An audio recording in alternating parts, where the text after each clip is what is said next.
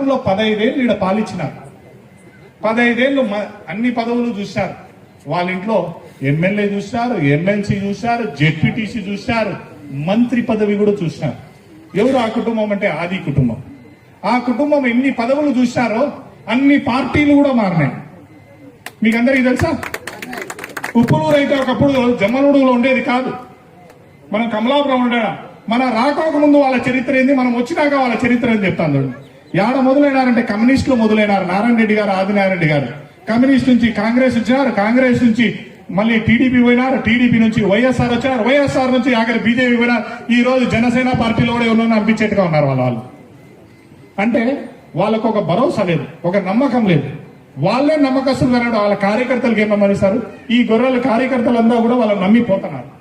నిజంగా నేను ఒకటి ఛాలెంజ్ చేస్తున్నాను ఆదినారాయణ రెడ్డి గారిని. మేము గారే అంటున్నాం. ఆయన ధైర్యస్తుడు, ఆయన నిజాయితీగా ఏదో పని చేశాడు అంటే మేము ఒకటి అడుగుతున్నాం ఆదినారాయణ. అయ్యా, ఇప్పుడు నువ్వు బీజేపీ పార్టీలో ఉన్నావు, బీజేపీ మీద పొగుడుతున్నావు, మమ్మల్ని తిడుతున్నావు, నన్ను తిడుతున్నాడు, ఎంపీ గారిని తిడుతున్నాడు, సీఎం గారిని తిడుతున్నాడు, ఎట్ట నోటు అద్దు లేకోకుండా తిడుతున్నాడు. నేను కూడా తిట్టే ఇంకా ఘోరంగా తిట్టగలుగుతాను ఆ మనిషి గురించి. సవాల్ ఇస్తున్నాను ఆదినారాయణ రెడ్డి, నువ్వు అభివృద్ధి చేసి నింటే నువ్వు పోటీ చేయి బీజేపీ పైన, డిపాజిట్ అయినా తెచ్చుకోగలుగుతావు. నేను అడుగుతున్నాను, మెజారిటీ కాదు, డిపాజిట్ అయినా తెచ్చుకోగలుగుతావా ఆదినారాయణ సవాల్ చేస్తాను. డిపాజిట్ కూడా తెచ్చుకోగా పోటీ చేసే ధైర్యమే లేదు. దేవుడు 150 ఓట్లు ఇచ్చుకోమను. ఆయన కొడుకు ఒక సైడ్, 100 ఒక సైడ్ తెలుగుదేశం అంట, ముగ్గురు బీజేపీ అంట. ఇదే కార్యకర్తలు ఈ వారం తిప్పుతారు, ఇదే కార్యకర్తలు ఈ వారం తిప్పుతారు. నేను నిజంగా చెప్తాను, నీలో నిజాయితీ, నీలో గట్టితనం, నువ్వు గన కరెక్ట్ గా దేవుడి వారసత్తులు అయితే కొడుకును కూడా, నీ తమ్ముని కొడుకును కూడా పోటీ చేయమని. ఎవరు అభివృద్ధి చేశారు? నేను ఈ వారం పోటీ చేస్తాను. ఎవరు అభివృద్ధి చేశారు? జగన్ రెడ్డి అభివృద్ధి చేసిందా?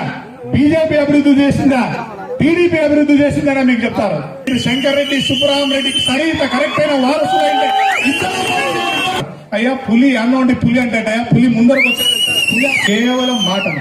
ఈ పొద్దు మేమున్నాం, నేను గాని అవినాష్ రెడ్డి గాని అయ్యా అనునిత్యం ప్రజల్లో ఉన్నాం, అనునిత్యం మా కష్టాలు ఎదురవుతున్నాయి, కానీ పోరాటం చేశాను. ఈ రోజు మాట నిలబెట్టుకున్నాను. కృష్ణా నీళ్లు ఎక్కడో ఉండే కృష్ణా నీళ్లు తెచ్చి ఉప్పులూరులో పోసి ఉప్పులూరు రైతులకు ఈ రోజు మేలు జరిగినట్టు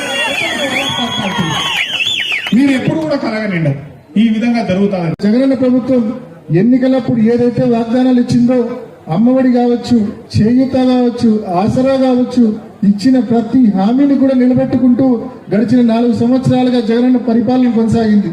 అదే గడిచిన ప్రభుత్వాలైతే ఎన్నికల చివరి సంవత్సరం వచ్చినప్పుడు తప్ప వాళ్ళకి ఇచ్చిన హామీలు కూడా గుర్తుకు రావు.